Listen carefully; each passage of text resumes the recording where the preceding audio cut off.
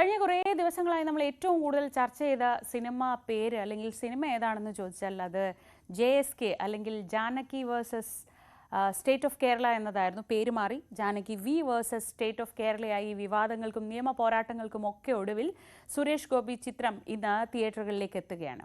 10 മണിക്കാണ് ചിത്രത്തിന്റെ ആദ്യ പ്രദർശനം. നടൻ സുരേഷ് ഗോപിയും സംവിധായകൻ പ്രവീൺ നാരായണനും മറ്റ് അണിയറ പ്രവർത്തകരുമൊക്കെ തൃശൂർ രാഗം തിയേറ്ററിലെത്തിയായിരിക്കും ചിത്രം കാണുക. മലയാളം, തമിഴ്, തെലുങ്ക്, ഹിന്ദി ഭാഷകളിലാണ് ചിത്രം റിലീസിനെത്തുന്നത്. നവമി ആനയൂട്ട് കാണാൻ പോയതാണെങ്കിലും നവമിയാണ് കുറേ ദിവസങ്ങളായി ഈ വാർത്ത ഫോളോ ചെയ്യുന്നത്. അതുകൊണ്ട് നവമി തന്നെ ഇതിൻ്റെ വിശദാംശങ്ങൾ നൽകും. നവമി, നമ്മൾ ഇങ്ങനൊരു സിനിമയെക്കുറിച്ച് ഇങ്ങനൊരു പ്രശ്നത്തെക്കുറിച്ച് എന്തായാലും ഈ അടുത്തൊന്നും ചർച്ച ചെയ്തിട്ടുണ്ടായിരുന്നില്ല. സിനിമയിലെ നായികയുടെ പേര് പ്രശ്നമായതുകൊണ്ട് സിനിമ കുറേ ദിവസം വൈകുക എന്ന് പറയുന്നത് ആദ്യമായിട്ടാണ് നമ്മൾ കാണുന്നത്. അപ്പോൾ അതിനൊക്കെ ഒടുവിൽ ഇന്ന് തിയേറ്ററുകളിൽ എത്തുമ്പോൾ വലിയ പ്രതീക്ഷയുമുണ്ട്. ഒപ്പം എന്തൊക്കെയാണ്, തൃശ്ശൂർ തന്നെ ഉണ്ടല്ലോ അല്ലേ? അപ്പോൾ സിനിമയും തൃശ്ശൂർ തന്നെ കാണാം. എന്തൊക്കെയാണ് അവിടെ നിന്നുള്ള വിവരങ്ങൾ?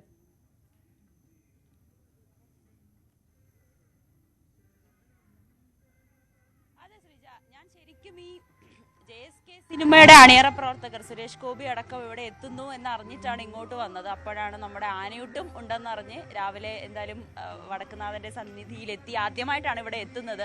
അതും വലിയ ഒരു അനുഗ്രഹമായും സന്തോഷമായും കരുതുന്നു. ഇനി നമ്മൾ സിനിമയിലേക്ക് വന്നാൽ ഇന്ന് സുരേഷ് ഗോപിയും മറ്റ് അണിയറ പ്രവർത്തകരും രാഗം തിയേറ്ററിൽ, തൃശ്ശൂരിലെ രാഗം തിയേറ്ററിലാണ് ചിത്രം കാണാൻ എത്തുന്നത്.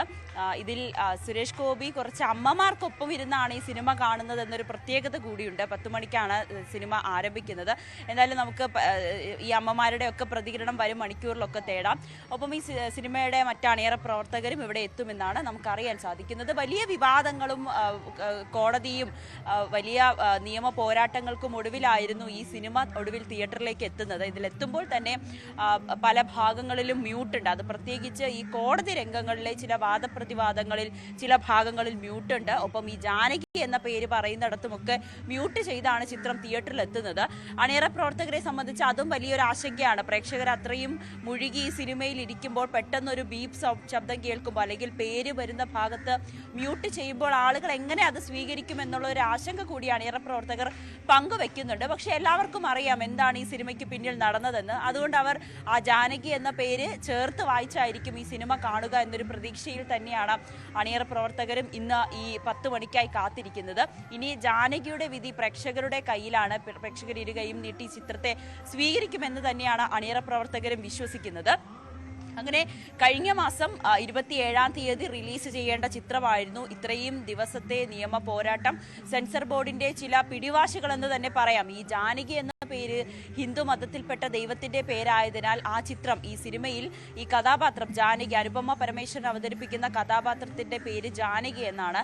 അതൊരു വിക്റ്റിമാണ്, ഒരു പീഡനത്തിനിരയായ പെൺകുട്ടിയുടെ നിയമ പോരാട്ടമാണ്. അങ്ങനെ ഒരു വിക്റ്റിമിന് ജാനകി എന്ന പേര് വന്നാൽ ഒരു വിഭാഗം മതവിശ്വാസികൾക്ക് അത് വ്രണപ്പെടുത്തും, അത് വികാരത്തെ വ്രണപ്പെടുത്തും എന്നൊരു വാദമായിരുന്നു സെൻസർ ബോർഡിന്റെ ഭാഗത്തു നിന്നും ഉണ്ടായത്. പക്ഷേ അപ്പോഴും ശ്രീജ, ഒരു പെൺകുട്ടി പീഡനത്തിനിരയായി അവളൊരു നിയമ പോരാട്ടം നടത്തുന്നതല്ല, അവരുടെ പേര് ഹിന്ദു വിശ്വാസികൾക്ക് അല്ലെങ്കിൽ ഒരു ഹിന്ദു ദൈവത്തിന്റെ പേരായതാണ് പ്രശ്നമെന്ന സെൻസർ ബോർഡിന്റെ ഇത്തരത്തിലുള്ള ദുർബലമായിട്ടുള്ള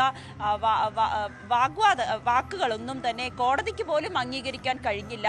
കഴിഞ്ഞ 2 തവണ ഹർജി പരിഗണിക്കുമ്പോൾ പോലും കോടതി ആവർത്തിച്ച് ചോദിച്ചത് ജാനകി എങ്ങനെയാണ് ഒരു വിഭാഗത്തിന്റെ മാത്രം പേരാകുന്നത്?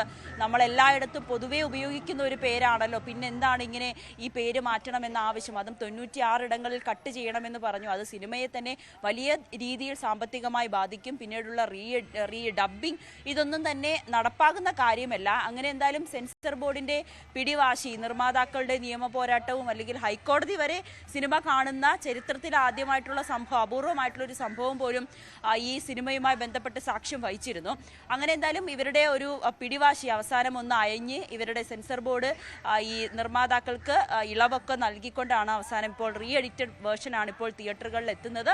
ഇനി മണിക്കൂറുകൾ മാത്രമേ ഉള്ളൂ ചിത്രം തിയേറ്ററുകളിൽ എത്തുവാനും. പ്രേക്ഷകർ കണ്ട് ഇതിനെ വിജയിപ്പിക്കുമെന്ന് തന്നെയാണ് അണിയറ പ്രവർത്തകരുടെയും വിശ്വാസം. ഇന്നലെ കോടതി വീണ്ടും ഈ ഹർജി പരിഗണിച്ചപ്പോൾ സെൻസർ ബോർഡ് നിർമ്മാതാക്കൾ ഇതിന്റെ വിശദീകരണവും നൽകിയിരുന്നു. എന്നാലും സെൻസർ ബോർഡ് പറഞ്ഞ ഭാഗങ്ങൾ 2 ഇടങ്ങളിൽ കട്ട് ചെയ്തിട്ടുണ്ട്. അതിനുശേഷമാണ് തിയേറ്ററുകളിൽ എത്തുന്നത്. സർട്ടിഫിക്കറ്റും സെൻസർ ബോർഡ് വിതരണം ചെയ്യുകയും ചെയ്തിരുന്നു. എന്തായാലും കോടതി ആ കേസ് ഇന്നലെ തീർപ്പാക്കി. അതിനുശേഷമാണ് ഇന്ന് തിയേറ്ററുകളിൽ ചിത്രം എത്തുകയും ചെയ്യുന്നത്. അതിനുശേഷം നമുക്ക് 10 മണിയോടുകൂടി ചിത്രത്തിന്റെ അണിയറ പ്രവർത്തകരോടുമൊക്കെ ഇതിന്റെ കൂടുതൽ വിശേഷങ്ങളും അല്ലെങ്കിൽ അവരുടെയൊക്കെ പ്രതീക്ഷ എത്രമാത്രമാണെന്ന് പ്രേക്ഷകർക്ക് മുന്നിൽ പങ്കുവയ്ക്കാൻ കഴിയും. ശ്രീജ. ശരി, നവമി ദിനേശാണ് വിവരങ്ങൾ നൽകിയത്.